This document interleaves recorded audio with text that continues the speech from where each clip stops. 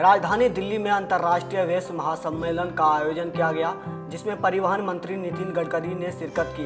उन्होंने इस सम्मेलन में आए सभी व्यापारियों को बिजनेस के मंत्र भी दिए और केंद्र सरकार के द्वारा भविष्य में किए जाने वाले कार्यों का उल्लेख भी किया। उन्होंने बताया कि ट्रांसपोर्ट जगत में मोदी सरकार युद्ध स्तर पर कार्य कर रही है, जिस कारण भविष्य में व्यापार करना भी आसान हो जाएगा और जो परियोजना मोदी सरकार के द्वारा देश को आत्मनिर्भर बनाने के लिए चल रही है, उसमें भविष्य में देश के हर छोटे बड़े व्यापारियों को लाभ मिलेगा।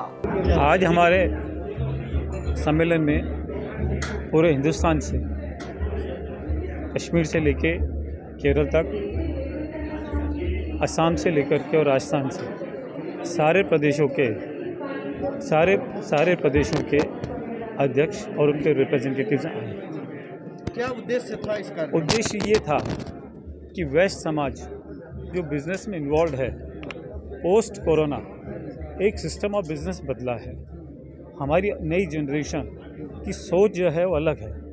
एक उनको नए एवेन्यूज़, नया कहाँ का बिज़नेस का स्कोप है, उसके लिए नितिन गडकरी जी से बेटर मार्गदर्शन हिंदुस्तान में कोई नहीं है। ग्रीन एनर्जी हिंदुस्तान को अगर इंपोर्ट के बर्डन से बचाना है तो फोसाइल फ्यूल से हमको बाहर निकलना होगा। फोसाइल फ्यूल से बाहर निकलने के 3 स्कोप हैं हमारे पास में: ग्रीन एनर्जी, LNG या बायोफ्यूल, इथेनॉल।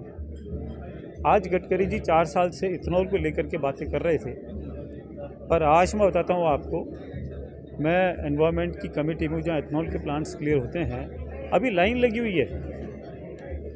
एक दिन में हमारे पास 10 से 12 प्रोजेक्ट्स क्लियरेंस के लिए आ रहे हैं। लोगों का रुझान हो गया कि हमको इथेनॉल के अंदर बढ़ना है और ये हमारे देश के लिए बहुत बढ़िया चीज़ होगी कि हम अपने एनर्जी को डाइवर्ट करें और हमारी यंगर जनरेशन को भी इससे बहुत बड़ा इंस्पिरेशन मिला है और उनकी समस्याओं को आगे फिर कभी बातचीत होगी, हम इसको आगे बढ़ाएंगे। आज यहाँ पर अंतर्राष्ट्रीय वैश्य महासम्मेलन के अध्यक्ष अशोक अग्रवाल जी के नेतृत्व में पूरे देश के इंडस्ट्रियलिस्ट, इस फील्ड में काम करने वाले सब लोगों का सम्मेलन है। गडकरी जी की सोच पूरा देश जानता है।